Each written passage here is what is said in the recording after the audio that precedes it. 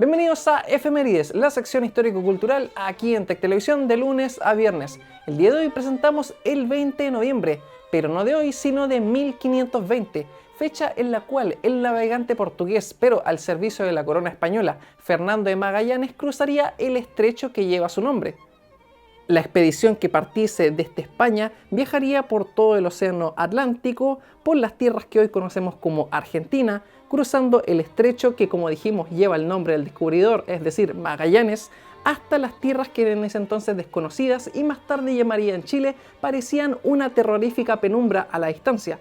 Gracias a esos avances en descubrimientos topográficos es que más tarde Diego de Almagro desde el norte descubriría lo que hoy llamamos Chile. Avanzamos en el tiempo así hasta 1541, fecha en la cual el señor Juan Calvino nombraría como su sede eclesiástica a la ciudad de Ginebra en Suiza. No olvidemos que la Iglesia Anglicana es una de las tres grandes ramas que se separaron de la Iglesia Católica luego de la Reforma Protestante. Hablamos de la Iglesia Luterana, Anglicana y Calvinista. En particular, esta iglesia que generalmente es la que menos resuena de los tres, y esto porque Lutero fue muy famoso y conocido por sus 90 tesis, Enrique VIII por formar una iglesia solo para poder divorciarse y volverse a casar, pero en este ámbito de polémicas la calvinista claramente quedó abajo de la línea. Sin embargo, hay que reconocer que sus hermanas, es decir, las otras dos iglesias, se alimentaron en parte del discurso de Calvino. No en todo, claramente tenían principios contradictorios. Por ejemplo, la iglesia luterana proponía que la salvación era por fe, es decir, era un regalo en base a lo que uno creía, mientras que Calvino decía que todo estaba predestinado, es decir, no importaba si eras bueno o malo, porque finalmente todo el destino de la humanidad ya estaba escrito en un libro por Dios en el cielo desde antes de la existencia misma.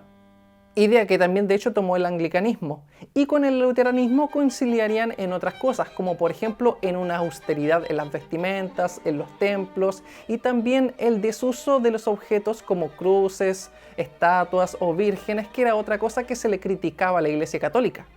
Avanzamos en el tiempo así hasta 1959, fecha en la cual, luego de haber tenido una despreocupación histórica por los niños en todo el mundo, la ONU sentaría una reunión y junto con ella una declaración. Esta es los Derechos Universales de los Niños, o más conocida como la Declaración de los Derechos del Niño. Esta establecería 10 principios básicos. Consideramos que 1959 es una fecha en la cual todavía hay larga data de trabajo infantil, explotación infantil en diversos ámbitos y cero nulo derecho a la educación en la mayoría de países, incluso los llamados en aquella época desarrollados. A estos 10 derechos originales se les sumarían muchos más a lo largo de las décadas hasta llegar a nuestros días. Sin más que añadir, dejamos hasta aquí las efemérides del día de hoy. No olviden sintonizarnos mañana en este mismo horario por las pantallas de Tech Televisión.